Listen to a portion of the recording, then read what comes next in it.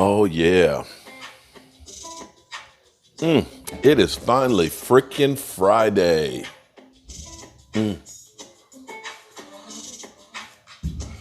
I love it.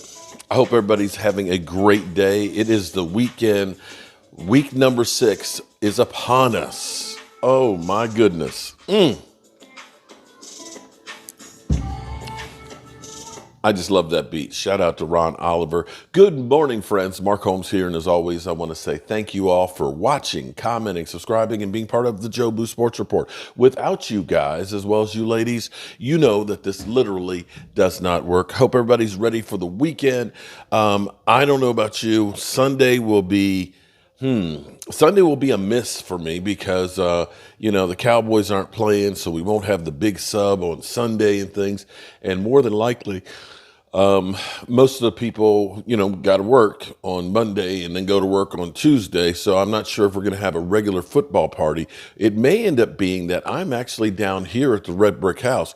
Maybe we need to try something different to see if we can change the mojo for the Dallas Cowboys. I have to think about that. That would be interesting. Have a Monday night football game here at the Red Brick House. That might not be bad at all. That would be a first. Maybe invite a few people from down here. Who would I invite? Anyway, I digress. But anyway, the Cowboys. This has to be a get-right game. The thing about the NFL, it's so funny because I want you to think about something for a second here. Just humor me for a second. I'm old enough to remember a couple weeks ago when the Miami Dolphins dropped 70 points on the Denver Broncos. And everybody was going like, oh my God, look at the Miami Dolphins. They are set up perfect. They might not lose. They said, listen, they're going to Buffalo the next week because, and this is perfect because going to Buffalo now, before it gets cold, they'll have all of their cold weather games out the way. Then they'll play all the other teams back at home. They're going to dominate the NFL. You remember that? And they went to Buffalo and they got their lunch handed to them. From 1 week being a team that can't lose, maybe they're going to be the 73 Dolphins, to, maybe they were a little overrated. Buffalo then had just beat the world beaters and looked incredible. Oh my God, Buffalo, damn. They just kicked Miami and Tyreek Hill's teeth in. How could it be? And then they lost to the Jaguars. The NFL changes so rapidly. It'll make your head spin. So who's to say that San Francisco, having clearly that game, we were told, San Francisco doesn't really care about that game. San Francisco cared about that game more than we cared about that game, and we know how we cared about that game. They put forth all effort into that game, and it wouldn't be a surprise to see San Francisco have a letdown. That's the way it works in the NFL. There's only been one undefeated team. Some weeks you look great, other weeks you look like ass. And I'm betting, even though I think when teams have lost to San Francisco, the next week they've lost, I'm betting the Cowboys show up. I'm betting that they show up and actually play a really good game. Now, on this week, I don't know if Dak watches social media, pays any attention to it. If you do, this week was not the week to watch it because it has been horrendous. They have trashed Dak Prescott and the Dallas Cowboys like crazy. I mean, it's not even funny how much they have. But here's where you know that the team is with my quarterback. Jake Ferguson, not Jake from State Farm, after the game with San Francisco, a few hours after it, he texted Dak and said, I'm with you until the wheels fall off. It's my job to follow him through thick and a brick wall if he tells me to. That's the kind of guys that you need. It doesn't matter what I say out here. It doesn't matter what the talking heads say out there. It's what happens in that locker room and in that huddle. Do those guys believe in Dak Prescott? I can't answer that, but I can say that Ferguson is definitely saying the right things to be that guy. But what I need is a sense of urgency. I'm tired of the glitz, the glamour, the weed and boys and everything else, the first down, the doomsday defense. I need you guys to go out there and show me. CD, show me that you're a top 5 wide receiver. Show me that you should get a big ass contract. Show me that you are an alpha dog. And get me the damn ball. And go out there and get the damn thing. Dak, I need you to get up off the mat. And if the shit that Mike McCarthy is calling isn't working, take a clue from like when Amari Cooper said, Dak, they're squatting on the route every time. Go deep. Take the ball in your own hands and get a win. Get a big win. Step up and show off. Because what they have said this week is just utter disrespect. And I'm sitting here in amazement because ain't nobody talking about all of them. Because I still hear, well, Dak Prescott, when you get the bag, Daniel Jones got the bag and is still ass and ain't done jack shit in his career. Ain't nobody talking about him getting the bag or how horrendous he's played or how bad his team sucks. Ain't nobody talking about the bag that Russell Wilson, who might get benched for Sean Payton to try and save his own ass, how bad he had 97 yards yesterday. 97. Or Deshaun Watson, who was cleared last week to play, basically said, nah, I ain't playing. Who literally has dropped off a map. Ain't nobody talking about that. Ain't nobody talking about Joe Burrow, who really got the bag, the biggest bag that's ever been out there, how bad Cincinnati's been. And I'm not saying Dak is great, but the way this stuff comes across is Dak Prescott is the only quarterback in the NFL who is struggling. That everybody else is up here and Dak Prescott's the child being left behind. Just keep it fair, guys. Understand, you rise, you fall. You rise and you fall. Now, the Cowboys, we're beat up. We're battered. We're bruised. We got a lot of guys that are on the injury report. We just signed a linebacker, Rashard Evans. Just got his first practice in yesterday. We are a wounded animal, and we need to come out like we're a wounded animal and jump on these guys soon because you can't lose. You cannot lose to Kellen Moore. So before I get to work here on the Red Brick House, I hope you guys like. Do you like that? Is that too much? Am I too far away? Because the only thing is to get that in there, I got to get the camera too far. But okay, we'll work it out. We'll work it out. But it's better than looking at the back of the computer. But let's listen into Get Up. They need to change it to Trash the Cowboys first thing. That's what they need to go ahead. Trash the Cowboys first thing in the morning. Let's check it out and see what they have to say about the matchup of the Cowboys versus the Chargers. Are you ready for it? Because it's time to trash Dak Prescott and the Dallas Cowboys and tell everybody how we are just ass. Let's go to it. Why waste any more time? Monday night, the struggling Dallas Cowboys. Struggling. We all know what happened to Dak Prescott against San Francisco. The season-high 3 interceptions. Now he's going to LA to play the Chargers. Yesterday, Damian Woody, right here, raising the following observation.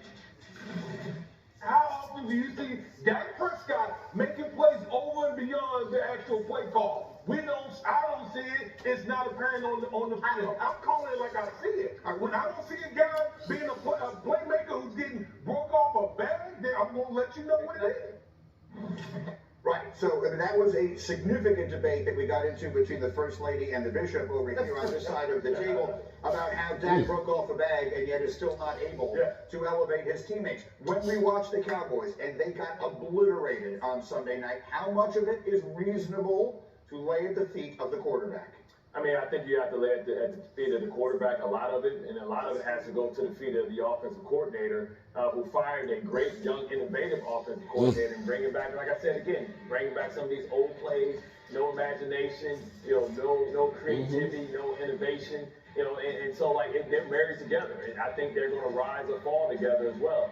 Oddly enough, you think calling this the More Bowl, but also these are two head coaches that's going to be in this matchup. That I think whichever team doesn't win, coach could be put on alert, right? Because you understand that the roster is good roster, but these coaches aren't being force multipliers, as Mike Tannenbaum always likes to say. Yeah, again, that's Brandon Staley in LA, but let's deal with Dallas for a moment here. And Mike McCarthy and Brian Schottenheimer's the offensive coordinator now. They let Kellen Moore go, and Monty goes to the Chargers. But the question is this. Dan Orlovsky described their offense, the Cowboys' offense, as the worst thing you can be, which is predictable. Right. Yeah. Everyone sees it coming. Is that how you see it? Absolutely. That's what I'm talking about with the lack of motions and shifts and formations. It's not a lot of things that put a lot of stress on a defense. Whenever you don't do those things, and I'm able to communicate as a defender, understanding that I don't have to be tricking all this trickeration, right? All this stuff that Miami does, mess with your eyes, the late motions and all that stuff, that forces you to communicate post and pre-snap.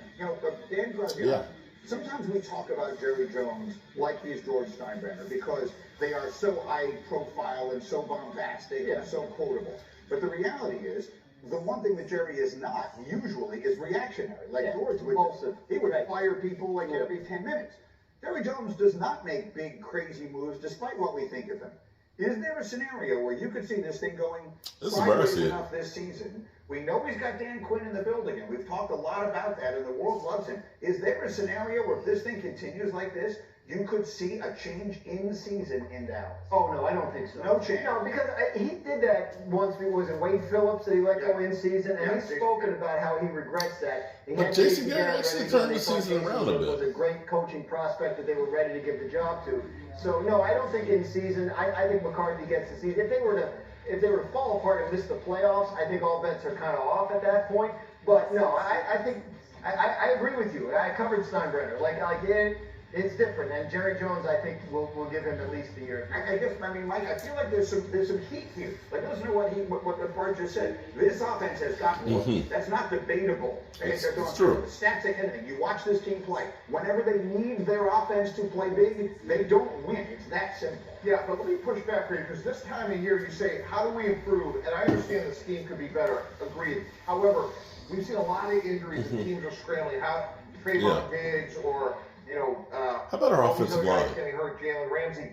They have solutions, specifically Brandon Cooks. Brandon Cooks only has 9 catches for 73 yards. And as Hembo reminded me, so far, only 2 touchdowns and 4 interceptions to the Cowboy wide receivers. Their solutions are there. They got to get the ball to Brandon. What the fuck? You're making my point.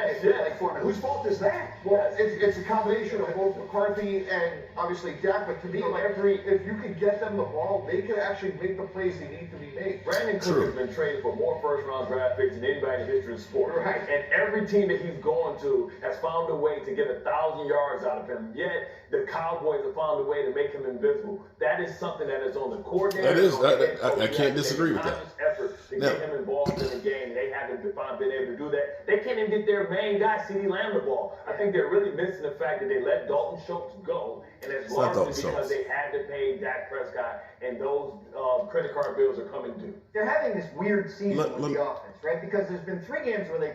Let me say my full take on this.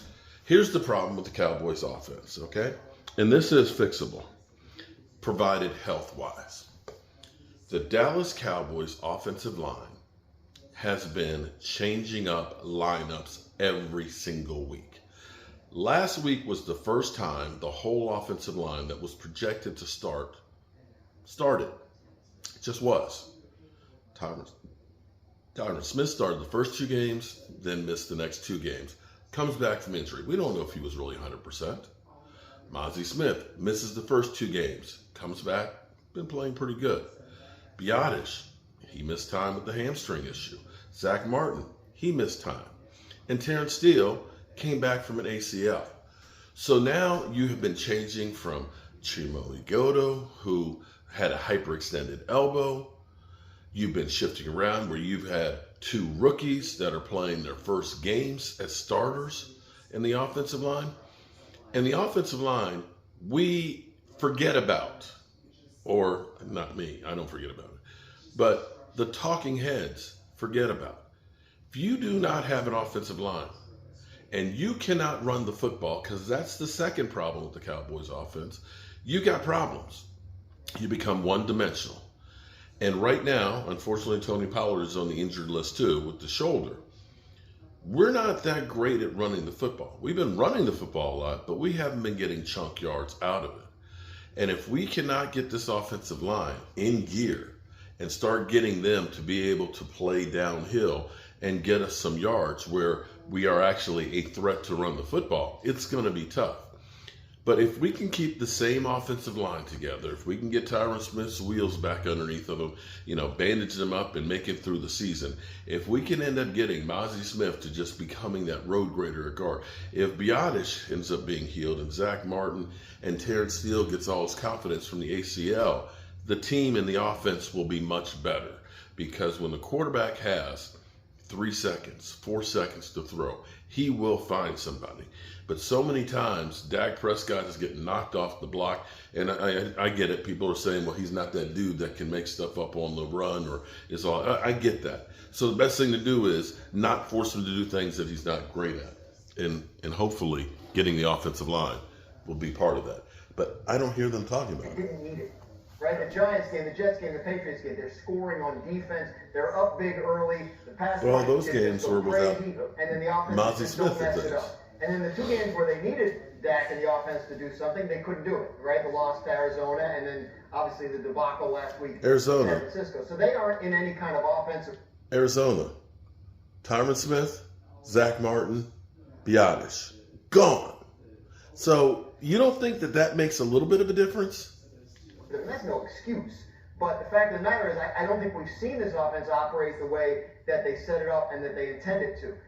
I think the Chargers offer them that opportunity on Monday night. The Chargers have they have big-time names on defense and played like it, right? So I think there will be opportunities to take advantage of that. I think it'll be a close enough game that you won't be in a situation like they were in against those other teams that we just named, where they went up big early and really just asked Dak not to do anything wrong. Quick final word. Well, the reality is that they're looking at a wild card. And if they're a wild card, they're either going to face Philadelphia or San Francisco in the first round, which we know what that story ends like. And what are you going to say with a quarterback that you paid a lot of money that you get the same result? You can get a lot of guys there. Trey Lance is there for a They're reason. good against Philadelphia. And they may have to tear it down. Well, they may have to tear it down and build a different way with a cheap quarterback. Super quick. I'm with Dominic Foxworth. He's a good player, and Trey Lance is not Dak Prescott. The only good news for Dallas is it's super early. They've got 3 months to get this thing figured. All right, so that's my take, and we'll see where it goes. I know people are ready to say, just get rid of Dak and you're fine, but that's not the solution to the problem. We've changed quarterbacks for years and years and years, and it's not the solution. All right, good people. Hope you have a great day. Peace out.